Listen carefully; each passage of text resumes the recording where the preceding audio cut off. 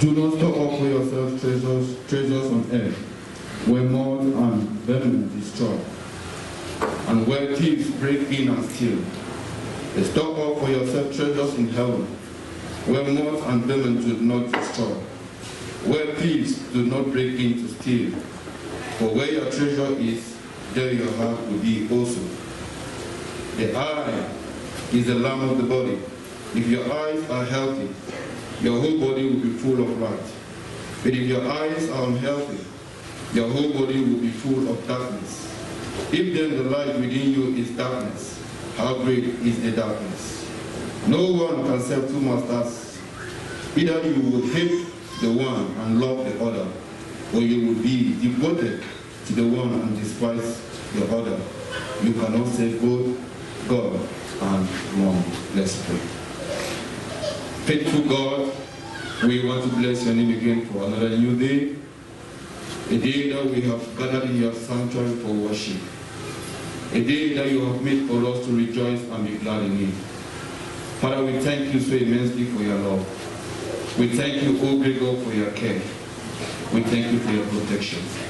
We thank you even for the privilege, O Lord, to be here this morning for worship. We pray, O great God, that as we have come here this morning for worship, we pray, O Lord, that you will help us to truly worship you in spirit and in truth, in the name of Jesus. We pray, O Lord, that we commit our activities of today into your hands. We commit the songs, O Lord, that we shall be ready unto your throne of grace. We commit, O great God, your word that will come to us this morning. We pray, O Lord, that you will use everyone that will have anything to do in this service for your glory.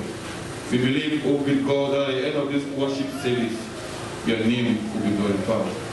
You say in your word that we should cast all our bodies unto you because you care for them. Many are here this morning with various challenges.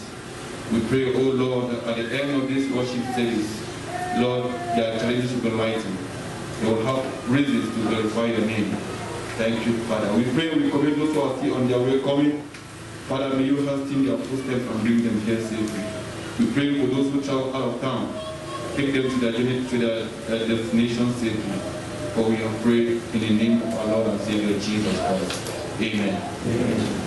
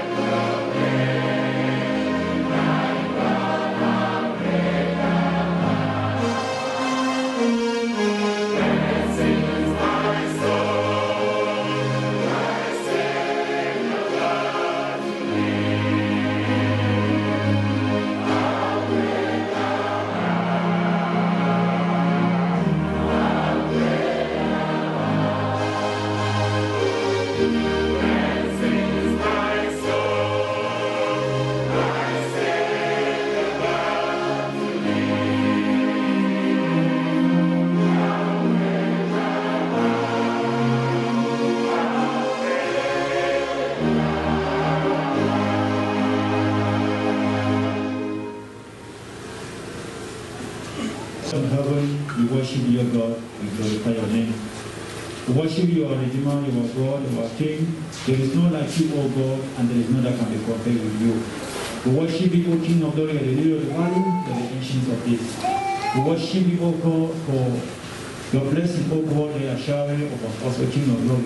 We worship you for your Son, O God. You sent him, O God, he came, and he died on the cross, O King of glory, for our sins. We worship you, O King of glory, O God, for accepting us, O Lord, as our children. We worship you for the opportunity, O King of glory, that you have granted unto us, O God, to see you, to worship you. Father God, we glorify your name. Ancients of days, O God, we pray. We come before you, O King of glory, with our shortcomings, O Lord. We most have sinned in word, O Lord, in thought and in action. We pray that God, may you forgive us. May you cleanse us, O King of glory. Father, forgive us as individuals. Forgive us as a church. Forgive us as a family. Forgive us as a nation, O King of glory, O God. There are things, Lord, we have spoken, O King of glory, O God. What that have come out of our mouth, O King of glory, that don't pleasing unto you. What we have done that don't pleasing unto you. Father, we pray that may you forgive us, O Lord, and cleanse us, O King Jesus. Father, we pray, O King of glory, O God, that every thing that we ought to do, we are failed to do them. Father, we pray that may you forgive us. May you cleanse us, O King Jesus. Father, O Lord, purify us, Lord. Make us, O King of glory, O God. May our petition, may our prayer, O God, be answered by you, O King of glory. May our sins not be a hindrance, O King of glory, as we cry unto you day and night. Father, we thank you. Father, we know you have heard us. Father, we pray, O King of glory, O God, thanking you, ancients of days, O Lord, for protecting us, O King of glory, for sustaining our life, O King of glory. Father, some are in the hospital sick, O King of glory, O God. Some you have called them home, but Lord will have the opportunity to sit here to worship you. Father, we thank you, O King of glory. Father, it's not that we are good, O God, we have done something pleasing unto you than others. Father, it's just because you have good love towards us. Because you have good heart towards us, Lord, Father, we thank you, O King of glory. Father, we lift your name high up, O Lord, above all other names. Father, we pray, O God, thank you, ancients of days, O Lord, for the Passion Week and the 2-week break, O King of glory, that you gave to the students and people, O King of glory, King of kings. We thank you, O God, even as the school year, O God, is seemingly going to an end. We thank you, O King of glory. Father, we thank you, O God, for the third term, O God, that's going to begin on Tuesday. Father, we pray, O King of glory, O Lord, you will be with us. Father, we commit the teachers, we commit the people, we commit the students, we commit the lecturers, we commit each and every one, the school sector, O God, we commit them, O God, under the throne of grace. That may you guide them, O Lord. May you prepare the children as they go to school. May you be with them, O God, with their teachers. Father, we pray, O God, even as some prepare for the final year exams, Father, you will be with them. You will grant them retentive memory, O King of glory. Help them, O God, to be able to study. Father, we pray for your protection over their life in the name of Jesus. Guide them, O God, from kidnappers, from thieves, from robbers, King of Lord, O God. Father, a lot is happening, O God, this time around. We pray, commit them, O God, in your holy hands. Father, O God, as parents, Father, we can't protect them, O Lord. That's the reason we pray, O commit them, O in your hands. That hide them, O God, in the hollow of your hands, O King of glory. That no weapon of the enemy fashioned against them shall prosper in the name of Jesus. Father, we pray, O commit the church equally, O God, in your hands. Father, we pray, O God, their project, O King of glory, O God, that we need to achieve, O God, realize the church. Father, we pray, O God, may you be with us equally, O God. We pray, O God, lift up each and every family in the church to your hands, Lord. Those that need to pledge, those that have pledged, O God, for the permanent structure, O God, will be their worship. Father, we pray, O God, and may you bless each and every family. Help them, O King of kings, O God, to redeem their pledges, ancients of days. Father, we pray that may you bless the works of their hands, O King of glory, O God. Father, bless us, O King of glory. Help us to realize and achieve our goal. Father, we pray, O God, for growth, numerical growth, physical growth of the church. We pray, help the church to grow spiritually. Help the church to grow financially. Help the church to grow over in infrastructure, O God. Father, we pray, O God, commit the church of faith in your hands.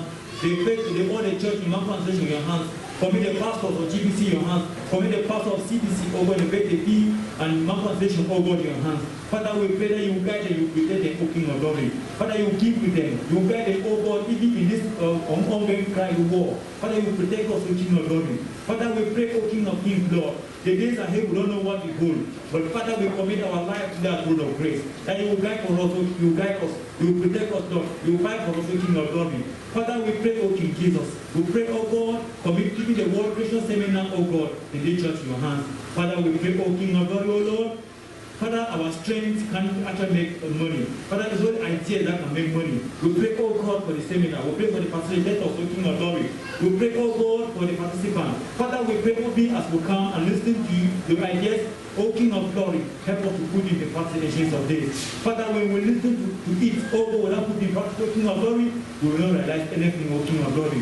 Father, we pray, oh God, may you bless us, oh God, through the seminar. Father, we pray, O King of Glory, help us to utilize the knowledge, O King of Glory, oh God, that we will learn. Father, we pray for King of Glory be with us. We pray, oh God, for individual family of each church, O King of Glory. We pray for divine protection. We pray for divine healing, O King of Glory, O God, over us, the family, over us, the church, O King of Glory, why a nation. Father, we pray, O King of Kings, our Redeemer, our King. There is nothing you can do before us, O King of Glory. We live for the and we don't Christ, O God, your hands. Many are dying, O King of Glory. Some on sick bed because they die. Some are IDP. Some are refugees. Some die in prison. Father, we pray, may you intervene, O King of Glory. Indeed, you said your word that your word that executors say upon the oppressed. We pray, O King of Glory, only your word upon the life of your children in the name of Jesus. Lord, you are King, you are Redeemer. We just begin to pray, O King of, we don't know anything. It's you that know, O King of Glory. Father, we pray, O God, I pray for me, each and everyone in this service, O God, your hands. Father, as I come to worship you, they have their various problems, O King of Glory. They have their various challenges. They have the various difficulties, O King of Glory. Some might be ill health, O King of Glory. Some might be one thing or the other. Father, we pray, O God. I commit every worshiper this morning, O God, to take to your throne of grace. That may you meet them, O God, at their point of need in the name of Jesus. Father, some might need healings, some might need protection, some might need provision. Father, never you pass them by, O King of Glory. You said your word will be called upon you and you will answer us and do great and mighty things that we do not know. Father, we pray, O God, we know before you will answer us. Father, I want to thank you, O God, for the gift of marriage. Thank you, O God, for the wedding of our sister Glory, who passed successfully, O God, on Friday. Father, we pray, O God, King of Glory. Thank you, King of Glory, for the wedding. Thank you for the marriage, Father. We pray, O God, whatever thing, O God, that my desire to have as couple, we pray that may you bless them in the name of Jesus. Father, we pray, commit others to King of Glory. There are young men among us, King of Glory, who desire, what that desire, O God, to have a partner. Father, we pray, O King of Glory, as they search and pray, O King of Glory, may you actually, O King of Glory, give them the best as wife or as husband in the name of Jesus. Lord God, you are Redeemer, you are King. We pray, O King of Glory, may you guide, protect our parents, their family. We pray for unity and love in our families, O King of Glory, the family that made up the church. We pray for your love, we pray for your unity. We pray for your understanding to flow in those families in the name of Jesus. Lord God, we worship you, we glorify your name. Ancients of days, O Lord, we pray commit our churches, our daughter churches in your hands. We pray commit Big TV. We pray commit New Life Baptist Church and Nidop. We pray commit Living Hope at Waziri. We pray commit the church in Marawa over your hands. Commit your pastors, commit our Christian in your hands, Lord. Father, we pray, O King of Glory, O God. You said that you will be your church and the gate of hell will not prevail against it. We pray, O God, may you rise, O King of Glory, O God, and fight any weapon, any work of the devil try to destroy or hinder the church from growth, but the church from growth. We pray that may you destroy it in the name of Jesus. Father, we pray for me, Pastor, all this time on down in your hands. Father, may you guide him, O God. We pray, O King of Glory, grant him good ancient of days. Father, grant him strength ancient of days as we carry out, O God, the activities for the church to grow, O King of Glory. Father, we pray, O King of Kings, Lord. Want to thank you for this church, O King of Glory. This year is our 10th anniversary. Want to thank you for what you have achieved. We thank you, O God, for what you asked us to do so far. Father, we pray, O God, thank you for what you are ready to do. And we pray, O King of Glory, O Lord, that King of Kings, as we plan, O God, for the celebration, you will be with us, O King of Glory. You will guide and protect us, Lord. We pray, O King of Glory, O God, for the church building that will be building in the months or years ahead. We pray that you will protect us, Lord. Father, we pray for your favor upon our life, favor upon the church in the name of Jesus. Lord, for your King, we commit the leadership of the church in your hands, the pastors, the deacons, the elders. Father, we commit in your hands. Father, give them strength of the King of Glory. As they lead the church, Father, we pray. You will give them strength, O God. You give them knowledge from above ancients of days. They will not lead, O God, as man. They will lead as you leading them. They will lead your spirit. They lead, O God, with you directing them. Will you guiding the ancients of days. Lord God, we worship you. We glorify your name. Ancients of days, you are King. We pray into our individual body in your hands. See us through, O King of Glory, as we look up unto you. Father, we worship you. We pray for the saving of today. We pray pray, oh God, for your word that will be coming out. Guide the preacher. Father, we pray, speak away him to your people so that they will hear. Open the heart of your people, oh God, so that they will listen. Take away any form of distraction, patience of faith. Lord God, we worship you. We glorify your name, oh Lord. In Jesus' name we have prayed. Amen.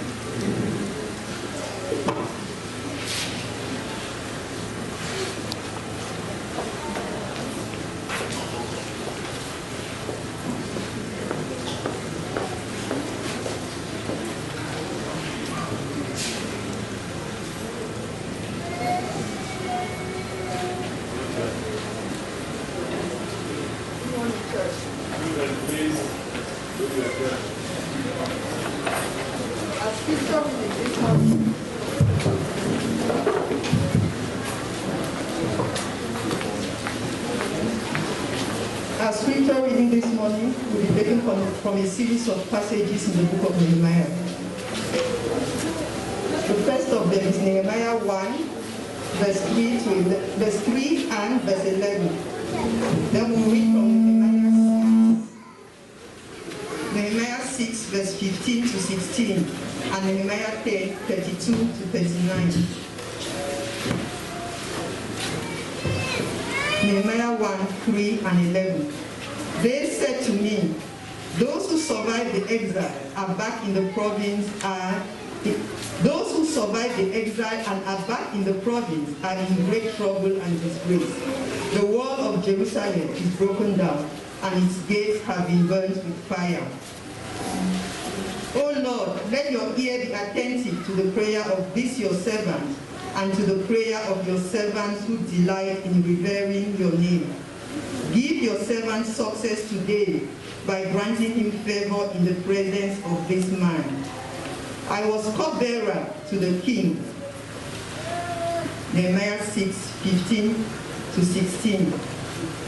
So the wall was completed on the 25th of Elul in 52 days.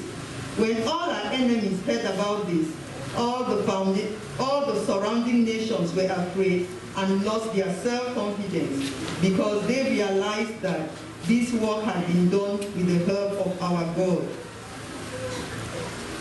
Nehemiah 10, 32 to 39.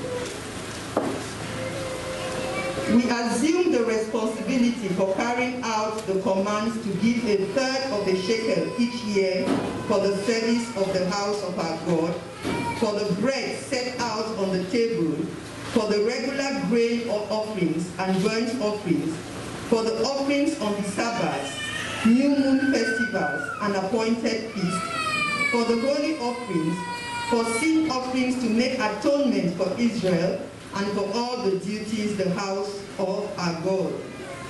We, the priests, the Levites, and the people have cast lots to determine when each of our families is to bring to the house of our God at set times each year a contribution of wood to burn on the altar of the Lord our God, as it is written in the law.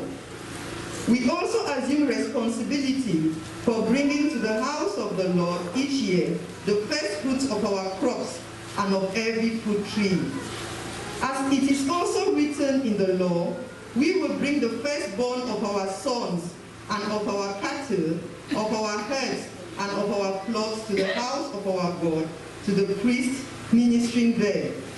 Moreover, we will bring to the storerooms of the house of our God, to the priest, the first of our ground meal, of our grain offerings, of the fruits of all our trees, and of our new wine and oil.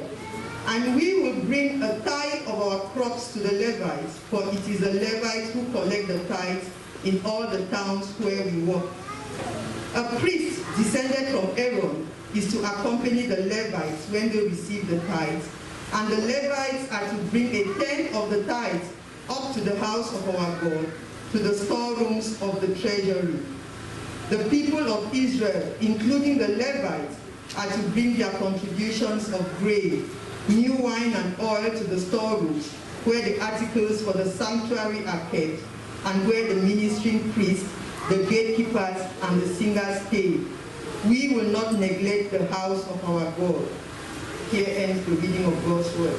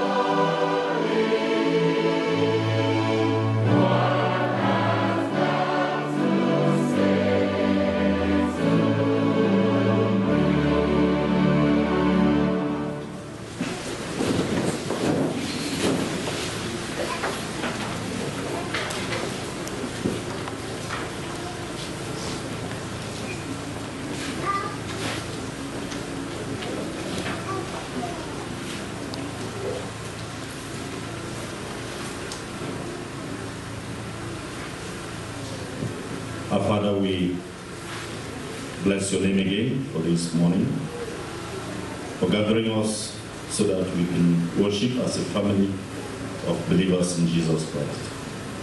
We thank you for the past week, and thank you for this new week that you are granting us. God, even as we come to worship, cause that your word to speak to our hearts and conditions. We lift before you, O God, every soul seated here. Open our ears, open our hearts. Lord, cause that your word will live from our ears even as we hear into our hearts and souls, and that will convict us. I pray that, Father, you will preach your word. Again, unless you preach Spirit of God, the preacher preaches in vain. Lord, just have your way. Speak, encourage us, speak, heal us, speak and rebuke us. We pray in Jesus' name. Amen.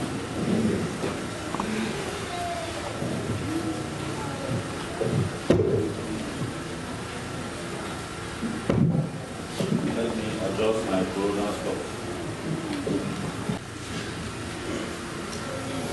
We have been encouraged to be reading this book so that as we read and study, when the message comes, it's easier for us to understand. So it's an overview sermon, as is our tradition. Before we preach through a book, we always try to have an overview so that before we break it into preaching units, you'll be able to get the main theme, and you'll be able to assemble all those various sermon series under one key theme that runs through the book. When a man builds a house, it doesn't mean that he has money or he is rich. When you see a man build, know that it is a sign of responsibility. It is a sign of maturity. It's a sign that that man is ready to settle in life. So the physical house is not the issue. When you look past that physical house, you see responsibility, maturity, willingness to settle as a person and with his family. As we come to the book of Nehemiah, we hear the grand subject of this book is the rebuilding of the walls of Jerusalem. And most often when we hear Nehemiah, it's only the broken walls that are rebuilt that comes to our mind. But we must look past that broken walls that was rebuilt. It signifies something greater, something greater. Just as a house signifies something greater to the person who has built it. The rebuilding of the broken walls of Jerusalem was a sign that spiritual rebuilding of faith and worship was about to take place. The physical rebuilding pointed to a spiritual rebuilding. So I want to encourage us as we walk through the book, move past the physical work of reconstruction and keep your eyes on the spiritual reconstruction, rebuilding, renewal that God is going to be doing in this book. And so what is the theme of this book of Nehemiah? What is the central message? If we were to summarize this book of 13 chapters into 1 or 2 sentences, what would be the summary? And it's always important to know the theme, because the theme is the guiding principle that runs through whatever interpretation that you give the book. When you do not understand the theme of a book, your interpretation will likely be wrong. But when you understand the theme of a book, you will make sure that your interpretation rhymes with that theme. And that theme always begins from the first chapter right to the end of the book. So what is the theme of the book of Nehemiah? Can we read that together? Ready? Go. Oh, wait. Don't run fast. Read together with others. Don't drag others behind. Ready? Go.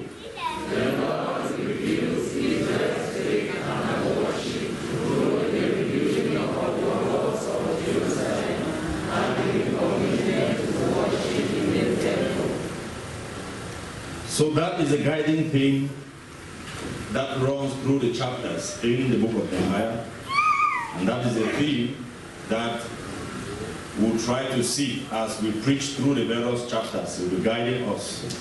The Lord rebuilds Israel's faith and worship through the rebuilding of the walls of Jerusalem and recommitment to worship in the temple. Outline Who is the author? Shall look at the date, the purpose, the recipients, some key verses, main sections and themes in the book. Then we shall have a brief summary of the book. We'll look at Christ foreshadowed in the book of Nehemiah, and then we shall have an application. Let's begin. Author. Who wrote that book? The book of Ezra and Nehemiah was originally one book when you look at the ancient manuscripts. But later on, that book was separated into two because there are accounts of two people. There's an account written by Ezra, and there's also an account written by Nehemiah. And therefore, there are many Bible scholars who think that the book of Nehemiah is Nehemiah's own account of the rebuilding of the broken walls of Jerusalem. And so, one school of thought holds that Ezra wrote the two, but others think that Nehemiah wrote this section, because when you read through Nehemiah, you hear a lot of the speech there as coming directly from him. So I am of the school of thought that Nehemiah seems to present majority of the personal accounts of what Nehemiah wrote, and probably that is the reason why they separated that one work into two volumes, and then one is Ezra, which is ascribed to the accounts that Ezra wrote, and Nehemiah is ascribed to the accounts that Nehemiah wrote, since he is the dominant one quoted there. When was it written? Again, it was written probably between 433 BC and 423 BC. In between that time. The key issue is not the date, so that is just a matter of approximation. The most important thing is that it was written. Again, why was that book written? This is central, and this is the most important fact. What is the purpose for the book of Nehemiah? The purpose of the book of Nehemiah was to give an account of the rebuilding of the walls of Jerusalem and the restoration of worship in the temple. Nehemiah's principal purpose was rebuilding the walls of Jerusalem, a task attempted in the past under Zerubbabel's leadership, but was not successful. Haggai worked with Zerubbabel to rebuild the temple. We just went through some chapters in the book of Haggai. And later on, Ezra again will come back, because the first set of people who came from exile was Zerubbabel, with about 50 exiles who returned to the promised land after 70 years in captivity. He brought the first set. And then Haggai was with Zerubbabel. They came and started the work of rebuilding the temple and the broken walls, but they got discouraged. So Haggai will come and encourage them, challenge them in his prophecy, and they will rebuild the temple. But the work of the broken walls of the city was not done. Ezra will come with Nehemiah, and Nehemiah will focus now on rebuilding the walls. And then Ezra will be more of the spiritual revivalists who will work now to re-establish the law, re-establish temple worship, and to make sure that the remnants who came back are worshiping God the right way. So that is the purpose, just to give an account of the rebuilding of the walls of Jerusalem, and then in the later verses of the second part, we see how worship is restored in the temple. Remember, God's people are supposed to worship Him. And the Israelites, being the people of God in the Old Testament, because of their sin, they faced God's judgment. And they were out in captivity for 70 years. But as they repented, God in His grace and mercy was restoring them and bringing back the remnants to Jerusalem, back to Israel, the land that He had promised His people. And why was He bringing them? So that they would worship Him. What took them out into captivity? Lack of worship. They turned aside from God, lived sinful lives, pursued idols, and that is what took them out. So they are coming back to do what God had ordained them to do. And so this account is just to help us see these remnants who are coming back and what is happening there. Who are the recipients of this book? This book was written to who? You don't write a letter in the air, you always write a book, a letter, a message to somebody, to some people. So who was Who are the people that this book was written to?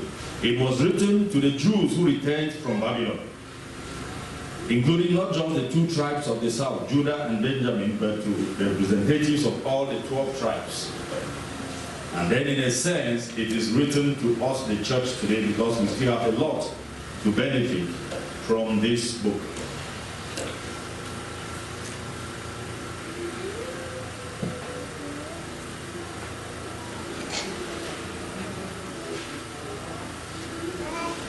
Excuse me, our papers are jumbled up. So we've seen the recipients, and the recipients are the Israelites. But I'm saying by implication, the recipients also refer to us, the church of today. So let us look at the next point there, which will be the key verses and the main sections in this book. Because as we start a book, it's good to know the major divisions and the key and the main verses. The main sections, themes in the book of this book are chapters. I was talking about key verses. We read Nehemiah chapter 1, verse 3, verse 11, Nehemiah 6, 15 to 16. We read Nehemiah 10, 32 to 39. Another key verse there is Nehemiah chapter 9, 32 to 35. These are some of the key verses. When you read them and you think through them, they see whether these verses connect the message of the book of Nehemiah. That's why we call them key verses. And main sections and themes in the book. The main sections and themes in the book are chapters 1 to 6. They focus on God's work through Nehemiah and the people to rebuild Jerusalem walls. So the first 6 chapters is on that work of rebuilding the broken walls, which was the main thing that burdened Nehemiah, which caused him to leave the palace in Persia to come so that he would rebuild these walls and provide security for the people of God, and especially for the temple, which was the key thing in Jerusalem. Enemies had attacked the people, and many were vulnerable, and they were hopeless, and they were being intimidated, and all of those things. So the broken walls were supposed to be rebuilt. And actually the walls were rebuilt in 52 days, as we see in Nehemiah chapter 6, 15 to 16. Chapter 7 to 13 focus on the work of God in the hearts of the people. So we see the physical building of the walls 1 to 6. But from 7 to 13, the work of rebuilding the spiritual lives of the people is what is paramount in that book. And you see how the law is read, the people fast, and they make a solemn commitment unto worship of God, unto giving of their tithes, providing for the temple of God. Then we see Ezra, the priest and scribe, who returns, and he will pick up this spiritual work and continue to build the spiritual lives of the people, even as Nehemiah had built the broken walls and made provisions for their physical security. So what are some of the key things in the book of Nehemiah? What are some major topics addressed there? Number 1, prayer. Prayer is found throughout the book of Nehemiah. Whenever Nehemiah encounters a problem, he responds in prayer to God. So Nehemiah can be found praying throughout the book of Nehemiah. Verses like Nehemiah 1:4, Nehemiah 2:4, Nehemiah 4:4, 5:19, 6:9, and so on. Everything that Nehemiah was doing, we see him backing it up with prayer. Before he would go to meet the king to ask for permission, he prays. As soon as he hears about the desolate conditions of his people back in Jerusalem, he is burdened, and he prayed and confessed about the sins of the people. So when Sanballat, Tobiah are attacking and opposing the work, he prays. So at every stage, Nehemiah backs it up with prayer. In one of our sermons here, towards our building donation this year, we talked about fundraising through prayer. And we see Nehemiah to gather resources for this work. He didn't go people to people, person to person. Rather, he prayed and God granted a favor. And he was supplied the resources to do the work. So we see the theme of prayer being very paramount in this book, and showing us that whatever we want to do in life, we need to pray. Nothing is too small to pray about, nothing is too big to pray about. Every Christian cause that we want to undertake, every Christian work that we want to do, it must be soaked in prayer, it must be backed in prayer. Good example to learn from this book, and it's a key theme that comes out here. Number 2 theme is that God works providentially, especially through powerful rulers, to bring about his great purpose. Nehemiah 2:8. We see how God is using King Artaxerxes to bless Nehemiah. And while there are oppositions, he gives him soldiers, provides all the resources they need. Before then, God had also favored the Israelites through Cyrus, who decreed that the Jews should go back to their land. So God is always working, even through rulers, to bring about his great purposes. God is sovereign. Even when we don't think that somebody will help, there's always a way that God will send help from the source that we don't know. And sometimes he even uses unbelieving rulers to provide providentially for his people. The third thing that we find in this book is that the Lord is faithful to his promises despite his people's persistence in sin. What took them to Babylon and into captivity was their sins. They had neglected the laws of God. One of the covenant blessings and one of the covenant curses in Deuteronomy 28 was that if they would turn away from obeying God's law and from worshiping God, God will send them into foreign lands. They will be taken captive. And that is why these people were taken captive into Babylon, where they spent about 70 years. But you see how God is still sympathetic. In his punishment, he still has the idea of restoring his people back to himself. And so we see how those who came, unfortunately again, they were returning to the very sin that had called them out. They were passive. They had rebuilt the temple under serious rebuke from Prophet Haggai. But the broken walls were still there, and everybody was concerned about his or her own activities. And we see how God is still concerned. That is how God is raising Nehemiah to come address the issue now of the broken walls and to actually do the work. And then to really institute temple worship and all the things that will cause the people of God to obey his law and truly worship him. He is always faithful to his promise, despite his people's sin. The Bible says, when we are faithless, he will remain faithful, for that is his nature. So when we continue in sin, God will not go that way, but he will continue to draw us back to himself, so that his purposes for us will be fulfilled. We find this being done in the life of the Israelites. The next thing is that God is faithful to his covenant promises, which is almost the same like the first one. What he has promised, he will stand by it.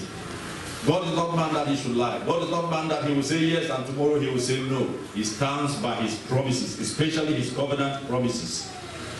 And so the things that he had promised the forefathers, he is going to fulfill in the lives of the Israelites. So that theme there comes out very clear. And we see how God is faithful to his promises. And the next theme that we find in the book of Nehemiah is the theme of leadership. Leadership is indeed a significant theme found throughout the book of Nehemiah. Without the leadership of Nehemiah, the city of Jerusalem and its world could not have been rebuilt in that recorded time. Nehemiah was a wonderful leader. He was not just a transactional leader, he was a transforming leader. He was able to negotiate his way through in his leadership and to have his points come to pass. But again, more than that, he was transformational, because in his leadership, he actually transformed these people, caused them to come back to God, caused them to seek God and to worship God the way God wants. So he was a transformational leader. We see all the opposition that comes, but as a great leader, he does not faint, he does not lose heart. He is focused, and what he will do, and finally accomplish his task. Nehemiah is a good leadership model in the Bible, and that theme passes across the various verses and chapters as we see him respond to different situations and challenges. There is a theme of opposition also in that book. While Nehemiah was successful in rebuilding Jerusalem, he did not do it without opposition. Returning to the land meant returning to a mix of people living in around Jerusalem, many of whom were not Jews for Israel and the Jews. And so there was opposition from all directions. We hear especially of Sanballat and Tobiah and Geshem. And we see that these were non-Jews and were adamantly opposed to Nehemiah's work. They rejoiced in the fact that Jerusalem is desolate. The people are not worshiping God. In fact, these were stark unbelievers. They did not believe God. They did not like the progress of God's people. That's why they were opposing the work. The truth of the matter is that you can never do God's work without opposition. There must always be opposition. Even our Lord himself, who came, he was opposed by the devil and his demons. And even when he was ministering, he told the disciples, on this rock I will build my church, and the gates of hell shall never prevail against it. When he says the gates of hell shall never prevail, the Lord knows that the work will be opposed. The gates of hell will be raised against the ministry that the disciples and the church will perform. But he will prevail over the gates of hell. His church will prevail. And we find that kind of a situation in the book of Nehemiah. This is God's servant, raised by God to do a divine task. But Sanballat and Tobiah and Geshem, all influenced by the devil, are rising to fight God's agenda. But at the end of the day, God's agenda prevails. The walls are rebuilt. The people are asked to recommit themselves to worship God in the temple, as God desired. So how can we summarize this book again? Let me do it again. Nehemiah was a Jew in Persia. When the word reached him that the temple in Jerusalem was being reconstructed, he grieved, he was anxious about the work. And he knew that even if the temple was rebuilt, but the walls were not rebuilt, the temple would not be secured. And while in Persia, his ears were always back home. How are the people back home? How are the remnants who have returned? And that is how he heard news that the remnants have abandoned God. Everybody is doing his own thing, they are pursuing sin. And that is how he was burdened in his heart. And he had to pray, confessing his own sins, that of his family and that of the nation of Israel. And because of that burden and prayer, the Lord gave him a vision, something to do. And that is how the idea came up to go back there, leave the prestigious position that he had as the king's cupbearer, go back, mobilize resources, and rebuild the broken walls, so that the people will be protected, the temple will be protected. That is actually the key issue we find here. And the Bible says this work was accomplished in 52 days. 52 days. Almost 2 months. And he did the work of rebuilding the walls around Jerusalem. It means they worked day and night. They did all they could do to see that work come to pass. And again, in the second half, we see how after rebuilding, his main interest was not just the physical walls. His main interest was the fact that people were not really worshiping in the temple as they ought to. People were not giving their tithes, they were not providing, so the priests were neglecting their jobs, the Levites were not doing what they were called to do. And so the law is read, because they were not even reading also the law. And so he brings the law, they read it, and the people make commitments, and they are promising that this is what they will be doing to provide for the temple so that worship can be going on and God will be glorified. So that is, in a nutshell, the summary. And in chapter 2, we find the coming back of Ezra. And Ezra now will come, as Nehemiah will rebuild physically, Ezra will be in charge of the spiritual reconstruction of the lives of the people in worship and in commitment to obeying the words of the Lord. So we move to the next aspect in this book overview, Christ in the book of Nehemiah. Again, as is our tradition, when we go through Old Testament books, we want us to see how Christ is shown, foreshadowed, typified in the Old Testament. We have said that Christ does not just appear in the New Testament.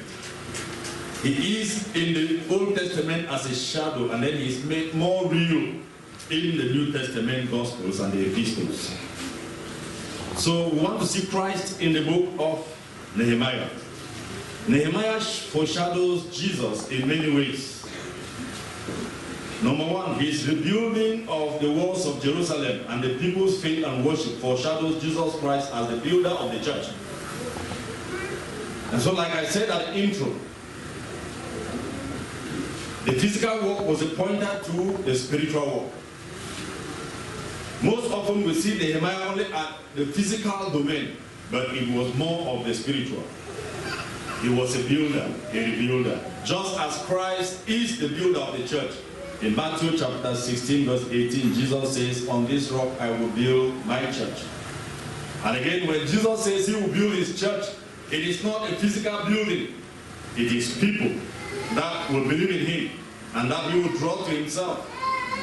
And through faith and repentance will become part of his church. That is a building. So Jesus' building of the church is spiritual building. He's building the church by adding people to it. And in the book of Acts chapter 2 verse 47, the Bible says, "And the Lord kept adding to their number daily those who are being saved." That is how Jesus was building his church. And that phrase recurs many times in the book of Acts. Jesus is a builder. Nehemiah foreshadowed Jesus. After the physical building of the walls, we see him going back now into the spiritual rebuilding of the lives of these people, of their faith, of their worship life. So he's a good foreshadow of Jesus in that sense. Again, another way that Nehemiah foreshadows Jesus is that he left the prestigious and enviable post of serving as the king's cupbearer in Persia to identify with his people. Just as Christ will leave the glories of heaven to identify with us sinful human beings in order to save sinful mankind. Again, Philippians 2, 6 to 11 is a good example of this. It was God.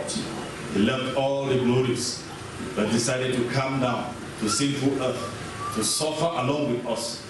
And at the end, to suffer by dying on the cross and resurrecting to provide the basis of our salvation.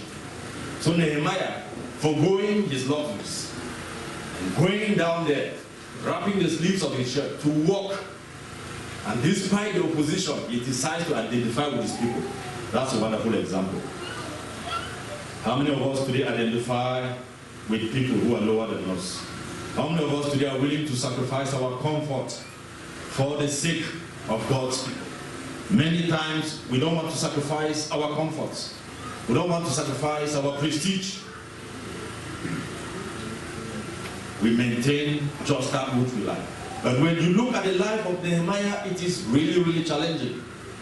You know, many times when we are put in certain positions, we just think of our tummies. We think of our stomach. We don't think how we can use that place to bless others. But Nehemiah comes across just like Christ our Savior. In his glories in heaven, he still thought about us. In his prestigious, enviable position, he thought about his people.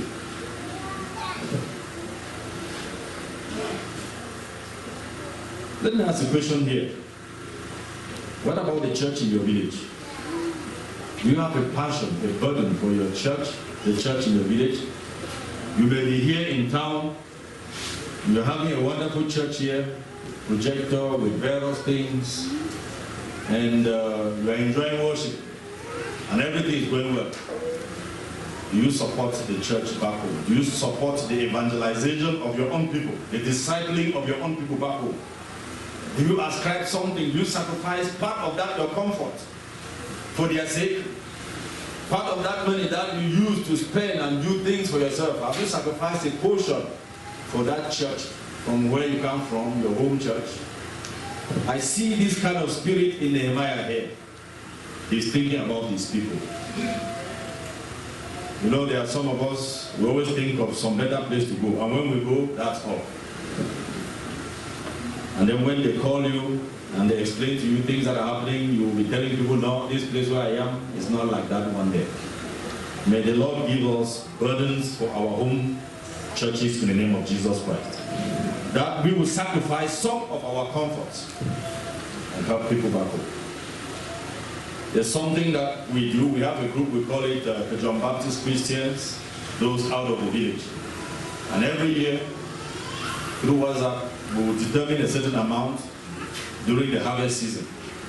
And they will say, as you support your church, that is where your main support is supposed to go.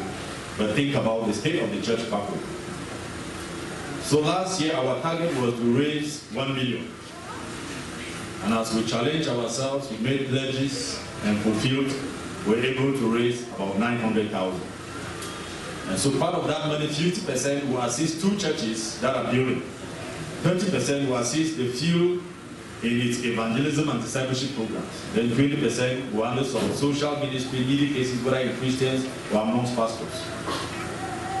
So while I'm preaching here, I'm building the church in Mancon, I'm also interested in the evangelization of my village. Amen. What are you doing about the village? Some of us, when we live here, we village for funerals, we are the people who cause more confusion. Because you live and you go and join the juju title people in the village. But when you come back here, you raise your hand as a spiritual man. God is seeing you.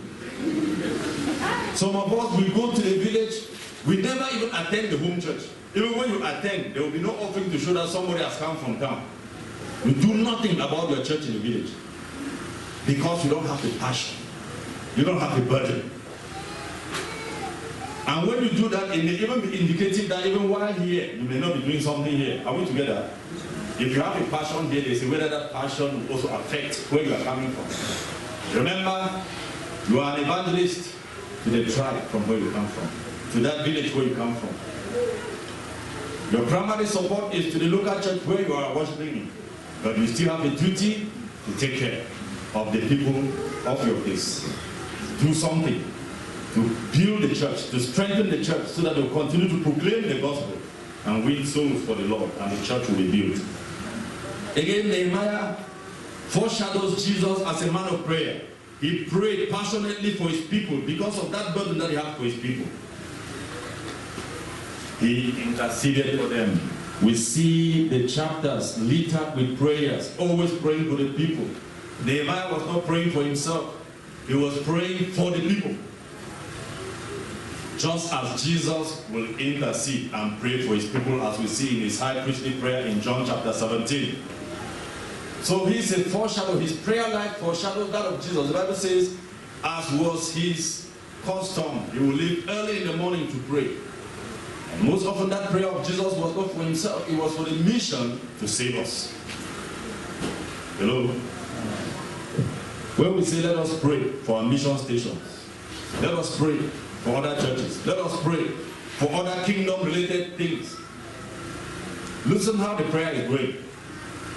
People will not pray. Why? Because there's no passion, isn't it? But as that, people should pray that every demon arising over them will be destroyed. That they should pray for money, pray to be rich, pray that God will heal them. How do you see that kind of prayer? People pray with passion, isn't it? There are 2 kinds of prayers: selfish prayers and prayers that are for the good of others. I want to ask you, what kind of prayers do you pray? And when you pray for yourself, do you pray with more passion than you pray for others?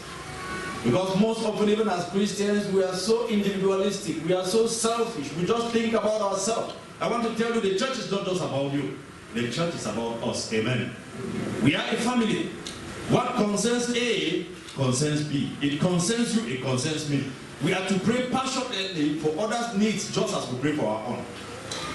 Nehemiah is an example of interceding for others. He prays passionately for the people of Israel. He prays as if all of those people are just from his direct family. May we learn from his attitude of prayer. He was a man of prayer. Christ prayed almost every time, praying for others, interceding for us. Learn to pray for others. Let me ask you a question. When you pray during your private prayer time, during your family prayer time, is it just about your needs, your immediate family? How much of your prayer, if they were quantifying the percentage, focuses on praying for others? Let me give you a little secret here. One lady said, when she goes around praying for others who are sick, praying for others, there's a way that she needs to gain more help. And so she came to discover that when she's feeling like weak, it's like almost getting towards being sick, she will think of others in the church who need prayers in their sicknesses. As she goes around praying, by the time she'll finish, there's a way she comes back stronger. Hello? There's a way that sometimes God answers your own personal needs because you are praying for others. Did you hear what I said? Sometimes God answers your own needs because you are doing what? Praying for others. So when you are selfish with your prayer, you may pray very well. Listeners will even come out in your lips. The little is all come there because that is not true Christianity. True Christianity is not about self. If it was about self, Jesus would have stayed in heaven. He thought about us. If it was about self, Nehemiah would have stayed in his prestigious position in the palace in Persia. He thought about his people. Think about others. Pray for others. Intercede for others. That is what we are supposed to do. Application. I've spent some time to talk about that. Number one is prayer. Pray about everything. Nehemiah believed in praying and walking. He also believed in walking and praying. Watch and pray. Walk as if there is nothing like prayer. Pray as if there is nothing like walk. He combines the two. So I pray that even as we go through the book of Nehemiah, our prayer life will change. We will pray as if there is nothing like walk, and we will walk as if there is nothing like prayer. We'll be able to combine the two effectively. We will not just pray for ourselves. We'll pray for others. And we'll have burden for others, compassion for others, so much that we'll pray for them as if the issue is about us. Point number two, care about the things of God. Notice that Nehemiah was deeply concerned about the things of God. While in the palace, he would have focused more on the privileges that he had there. But when you read the account of this book, Nehemiah is more concerned about the things of God. He knows that he is a captive. He knows that his real land, that God had covenanted with his forefathers, is Israel, and Jerusalem, the capital city. He knows that the temple is supreme. He cared about the things of God. Have you seen people that are like somehow devoted, and then they get a certain job, and you don't see them again in church? You don't see them again for prayer meetings? You don't see them again for Bible studies? Have you seen something like that? Have you seen people that, because of a small promotion, Pastor, there is no time. Sister, there is no time. My new work, my job. Maybe you need to pray for that your job. And you know the kind of prayer we need to pray for. That God should take away the job so that you should be committed.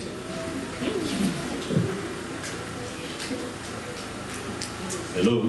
Hi. Are you with me? Are you one of those who is always talking about your job? And the things and the places where you ought to be with other Christians, your job. Never make your job becomes a God over your life. Nehemiah did not make his prestigious job to become over him. To come over him. He cared about the things of God. And so use that job, use that promotion, use that place of business as a platform to serve God. Use it as a platform to do God's work, to care about the things of God. And again, we talked about compassion. Each of us is supposed to have a genuine compassion for others who have spiritual and physical needs or hurts. Let's learn to empathize with one another. Let's learn to care for others. One of the troubles of the modern day church is that we are too individualistic. We are the generation of I, me, and myself. But we need to develop that spirit of compassion. Care for others. Feel their hurts. Empathize with them. Get closer and put yourself in the shoe of those persons. And see how you can assist and help to your own level. That's a good spirit we see with Nehemiah here. Caring about others, not just about himself. You know, like I said, we're in a generation of individualism. We have imported the Western concept of individualism, and it is destroying the church. Back even in the Western world, the church is realizing that individualism is not a good concept. You know, have you made a personal confession? Yes. So you have believed Christ individually. We say salvation is personal. And that is true. Salvation is personal, but Christianity is not personal. Christianity is lived in a community. Are we there? We are the new covenant community of God's people. The church. That is who we are. And therefore, it's not just about your personal salvation. You were saved personally, but you were saved personally to join a community, a family of believers. So don't let your Christianity be that personal kind. It should be a Christianity that grounds itself in the new covenant community, which is the church. One other application lesson we see from here is leadership. Nehemiah was a transformational leader. We are called to lead. You may not be a church leader, but you are a leader in your home. We are all leaders in different spheres. Because some people will talk about leadership as if there are some. All of us, we lead. If your own group is just 3, you are a leader. And so we have something from this book to learn about leadership. Whether your own circle of leadership is large or is small or is medium, there's always a way that you can influence people onto God, influence people to Jesus Christ. So I pray that as we go through this book, our leadership styles, our leadership ability will be enhanced, and we'll learn a lot from these examples portrayed by Nehemiah in this book. And to you, the non-believer, has Jesus built your faith and worship? Don't sit here and assume you are a Christian. You know that you may not have yet surrendered your life. And I'm asking a question here because this book is about rebuilding the people's faith in their worship lifestyles. Has Jesus built your faith? Remember, till you come to Jesus, you will not have true faith. Until you surrender to Jesus and accept your sins, repent from your sins, and come to Jesus, you can never truly worship. You can never worship in spirit and in truth. Have you committed your life to Jesus Christ? Your faith can only be established as you come to Christ in repentance and faith. And you can only worship truly as you have repented, you have surrendered your life to Jesus Christ. It's good that you are here. But what are you doing with the gospel that you hear daily? I pray that as we go through Nehemiah, you will surrender your life to Jesus, and He will build your faith, and He will help you to build your worship life so that you can worship in spirit and in truth. You can worship truly. You can worship redemptively.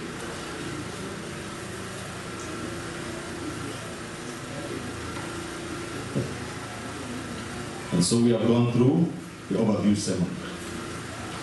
I pray that God will help us, and that we will look past the rebuilding of the walls and will measure more on the spiritual rebuilding through the reading of the law, through the temple worship, and through the commitment as the people will surrender to the Lord through Nehemiah and Ezra's work. May God help us, and I pray that we will read, and I pray that God will speak to each of us from this book in Jesus' name. Father, we thank you for the word. We thank you for the book of Nehemiah. Holy Spirit, we thank you for the inspiration of your word. We pray that you will be the teacher, the preacher through this book. Open our eyes to behold marvelous things. Grant us godly examples to copy. Grant us the grace to see gospel things in this book. And Lord, rebuild us as a church. Rebuild our spirit of worship. Rebuild our faith in you, O Jesus. And cause that those that don't yet know you, that even as we go through this book, they will turn from their sins and they will turn to you. Bless your word as will be exposed. In Jesus' name, amen. Amen.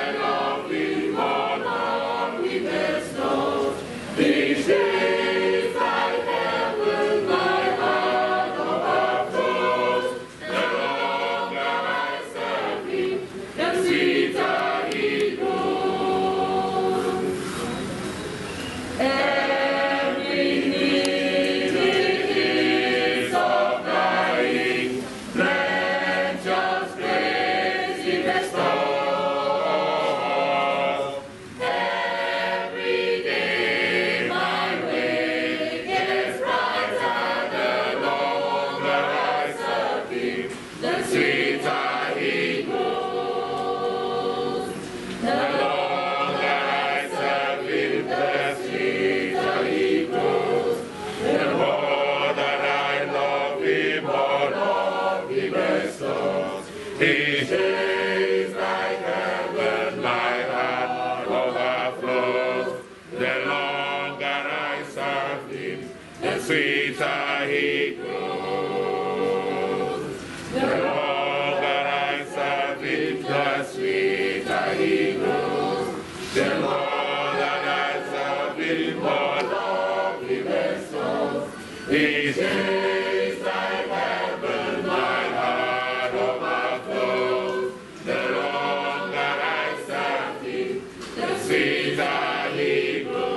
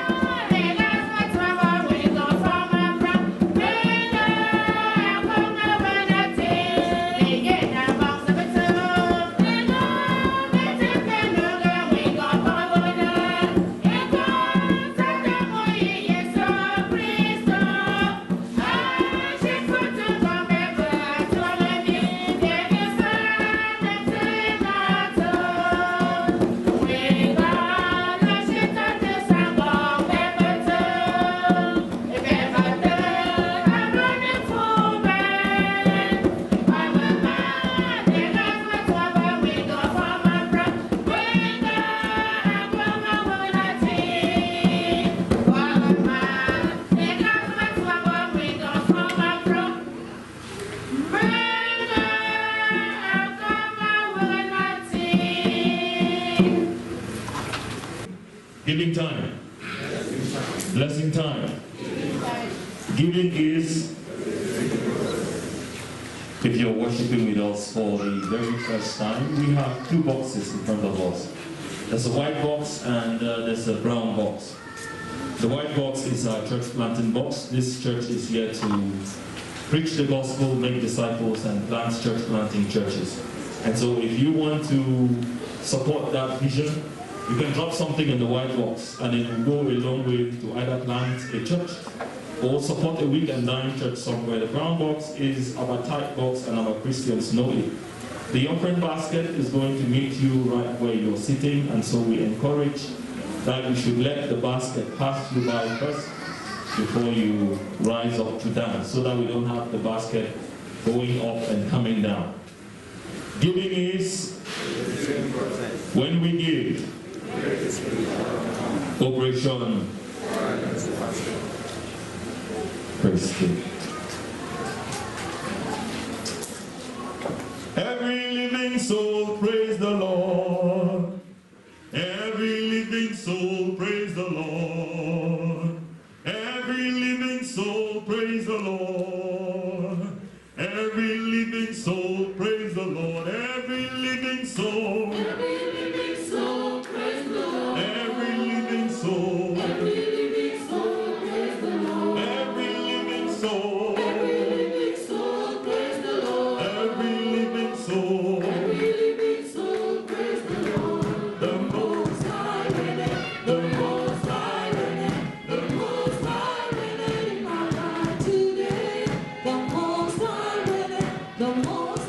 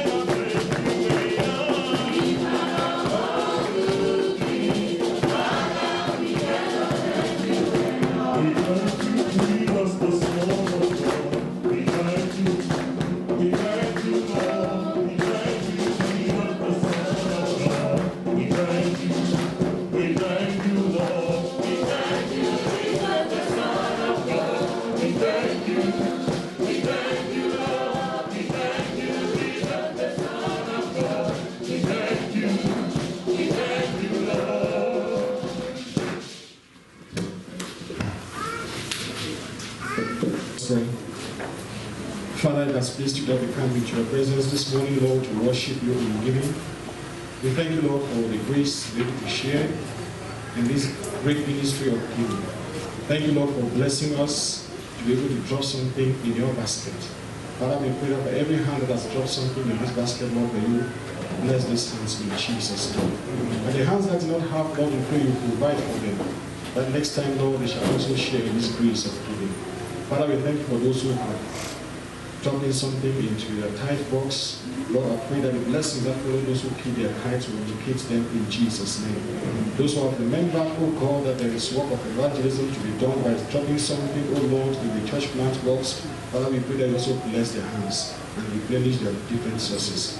Glorify yourself even as we continue in this worship this day, as we pray with thanksgiving. In Jesus' name, amen.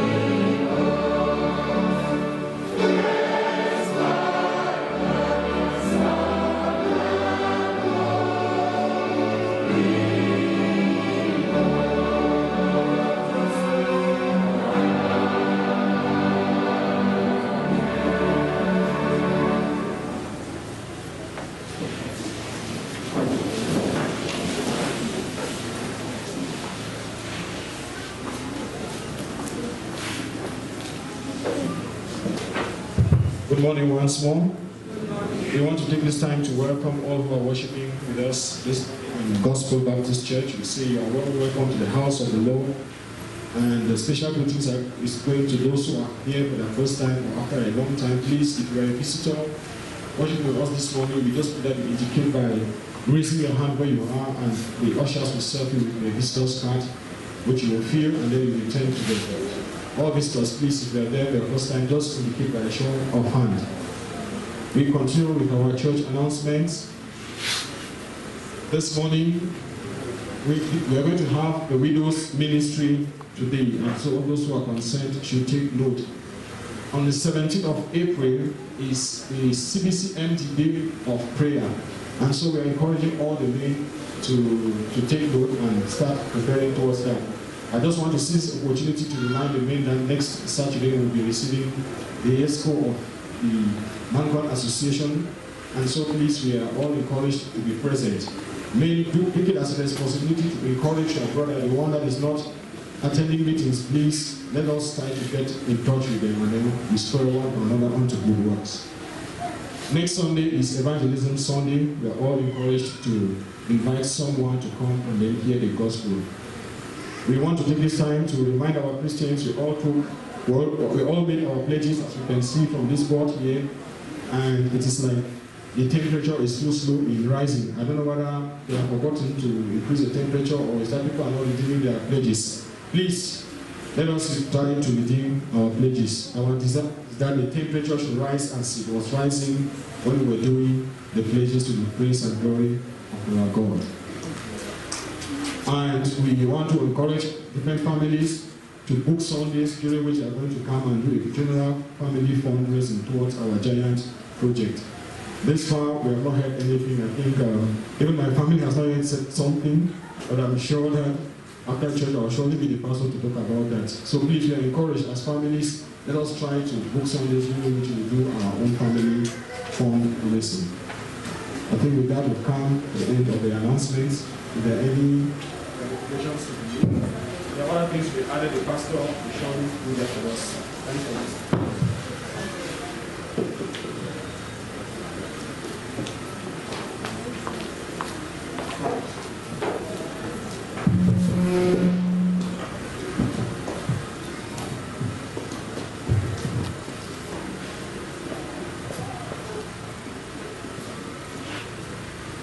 As you have heard and believe the gospel, we want to be baptized, meet Pastor Neville and give your name. we finished with the Passion Week. There was so much gospel preaching. Please try to write your name and enroll in the baptismal classes. If you are fully repented, believed, you have a testimony meeting.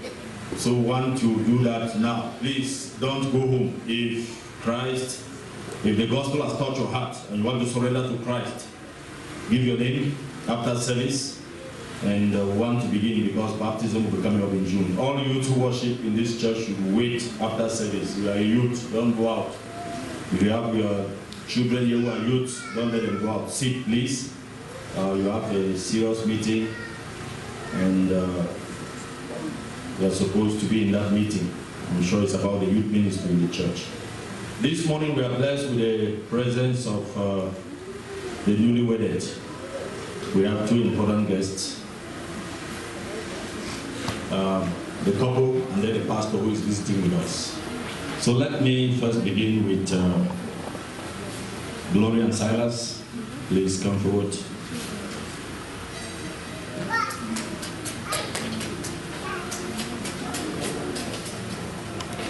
Again, I want to thank those of us who were here on Friday to support them and to support especially Glory, who has served us as our finance clerk for a good number of years. And thank you that you came. We thank those who participated to help make the occasion a success. It was brief and good. Amen. So we have Silas, we have Glory, Nana in front of us. Now Mrs. Glory, I will learn to, because I've always been calling Glory all my life. I want to be careful now, so that Mr. Nana does not jump on me. Glory has joined the one kind business, isn't it? So you can see already. So we thank God for answered prayers. And we are trusting that those who are praying God for their husbands, it will happen in Jesus' name. I posted some two people for us to pray for, isn't it? I will not call their names. So we are praying, and we hope, we are glad when our young people, they couple up. It is a blessing. It's a sign that the church is multiplying. So we want to thank God. Thank you, and God bless you. So I brought them here because as we see Glory, by next Sunday she will not be here. She will be moving to the full gospel with her husband. Because we encourage the women, when they make that vow that your people shall be my people and your God shall be my God. Yes, we always want, that is a sign we begin submitting spiritually. So we won't see them, but she will continue with the work because she is working in orienting Mrs. Ngam, who will be taking over that job. That orientation has been on for about 3 months now. So she will finish this month, then thereafter we will not definitely see her again. So we thank God. Thank all of you who are there. God bless you. You want to take your seat? Again, some of us were not in the occasion. So after service, there will be a basket here. Because I was checking the Momo, only about 5 people responded by Momo. And I know the names. And you know that you do not support. And we always encourage that as a church. Let us love in words and in deed. Are we together there? Sometimes it breaks my heart that we are not supporting our youth. Again, we talk about compassion, feeling for others. That's what we'll be seeing that Nehemiah is doing. But sometimes when they say it, we don't care, we don't care, we don't care. Please, the basket will be here. You will not be forced, but respond to the sermon by showing compassion and supporting their home as they begin. Thank those who did something, and God bless you, and some will be doing something. So the Lord will bless us all. Amen. If you are visiting with us, please just rise. Unfortunately, Mrs. Ngam, please, by next Sunday, we should have the visitors form ready. That's been a long time. We need to have it ready. So please always make sure our documents are there. If you are visiting, please just rise up. Let's see you. Thank you, brother, for coming. Okay, please just tell us who you are and where you are coming from.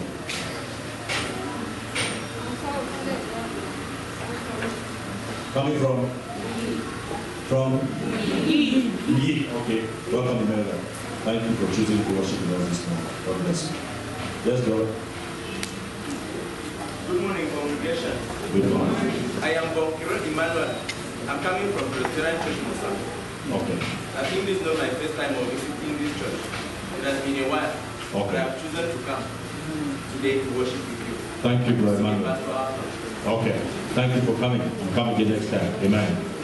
We are glad with all our visitors. So let me introduce the last and most important visitor again, and a more important visitor, Reverend Patrick Jam. Please come forward.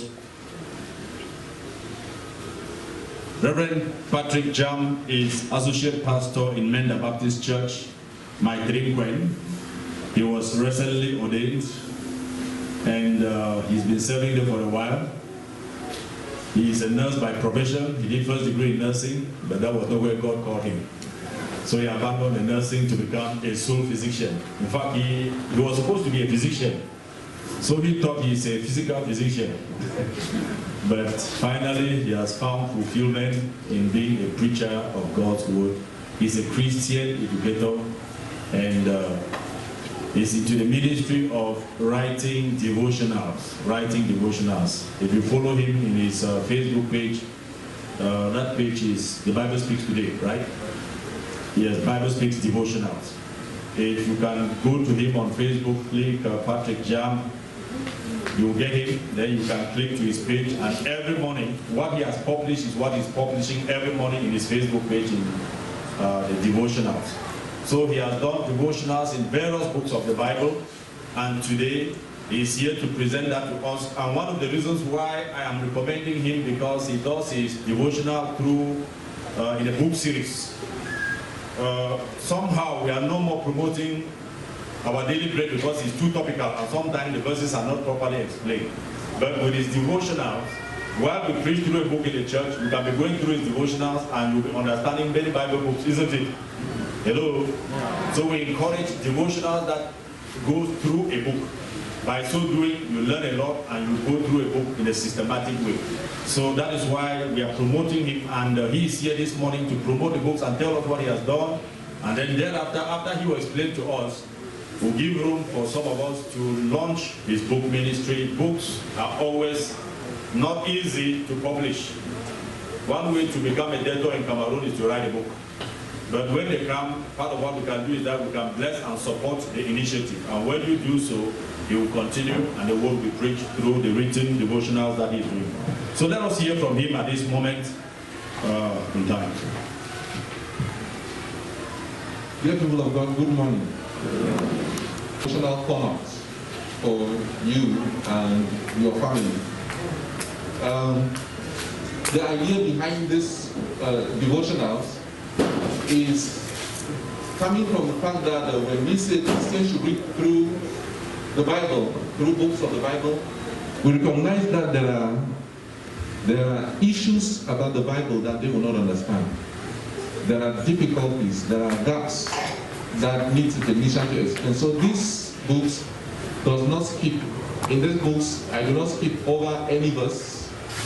I will help and guide you how to go about it, then bring applications or implications of that particular verse to you in today's life. So when you go through this book, you are actually studying the Bible in a way that is made easy for you.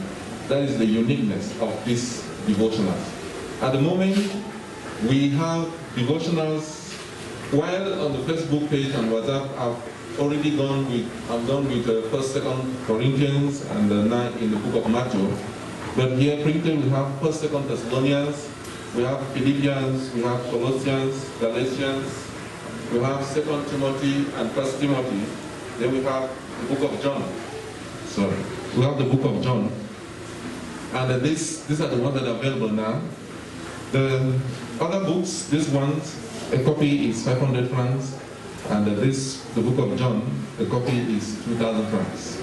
You can see how big it is. This is saying that every verse in John has been taken care of. Thank you. Thank you, Reverend Jam, for coming. And again, we're a church that preaches through the Bible books, and we also encourage that your devotional should go through the Bible books. Amen. So we want to support and launch this book ministry, and so we know how we always do it. Do we have a launcher, somebody who wants to support Reverend Jam? Because what you do, it goes take note that somewhere along the lines, the books go out even without somebody being able to pay for it. So you can sponsor it by that. Do we have somebody to launch and support this books ministry?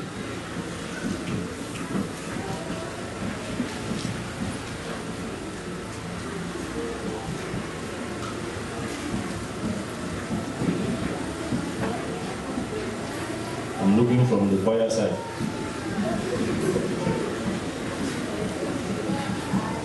Yes, we want to get series of launchers to launch and support. And so anything from 5,000 upward, you will launch and support. When you launch, you have some copies to get. Thank you, Elder Animbo. I'll launch it with some of 30,000 pounds. God bless you, brother. Any seconder to support that book ministry? Have we gotten some copies? Pastor Nixon, work with him.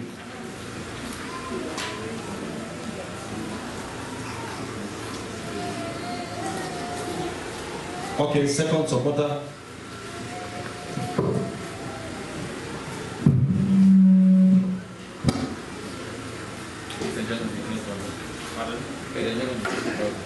Pardon? Okay, Elder Jangaji Job has supported and launched again with 20,000 francs.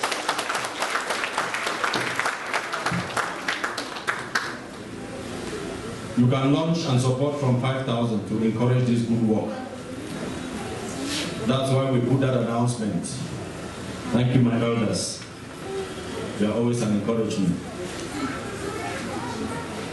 And also as an elder, and my family will launch and support with 10,000 francs.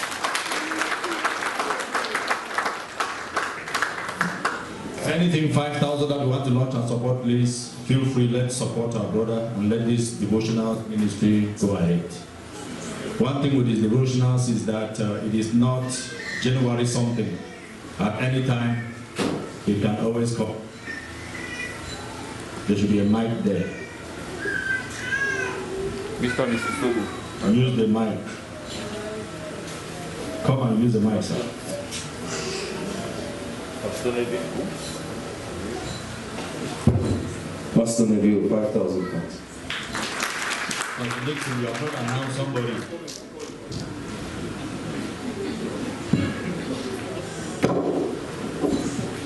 Mr. Mrs. Sogo, 5,000 pounds.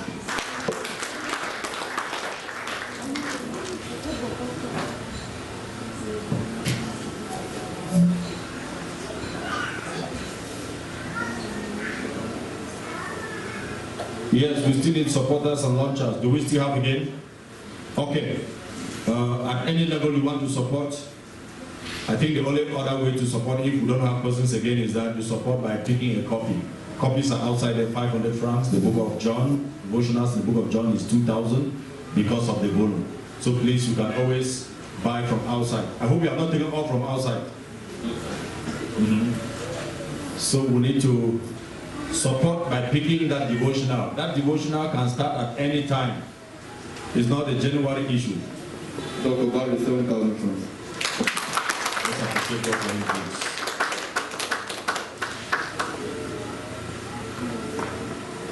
All right, so in a sense, I'm sure we are done. So please, the books are outside. As you're going outside, pick your copy. Please go that way. Come up, and I hope the mic is there.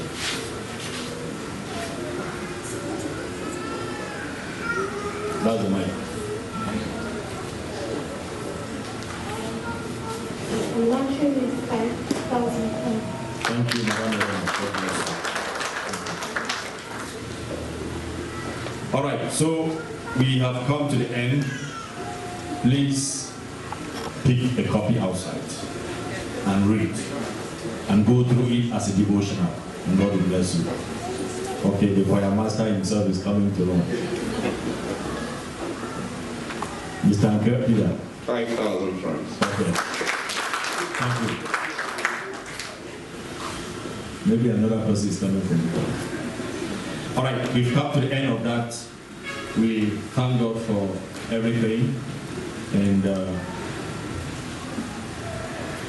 We'll now take our closing hymn, and we are done. We'll sing our theme song. We are talking about building, and Jeremiah, 6,000 francs.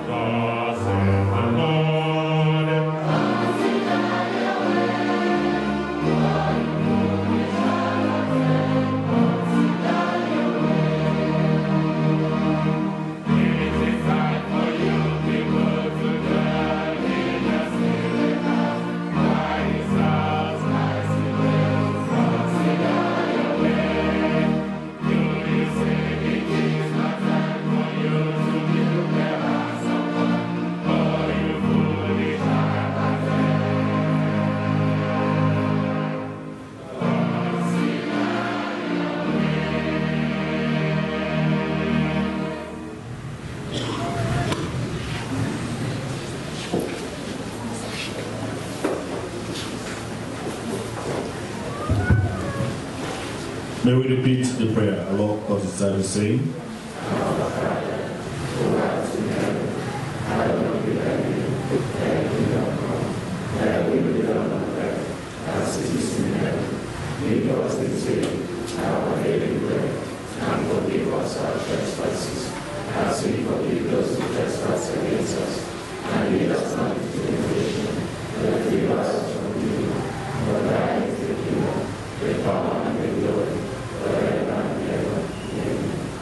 May the peace of our Lord and Savior Jesus Christ, which surpasseth all understanding, guard our hearts and minds, even now and forevermore.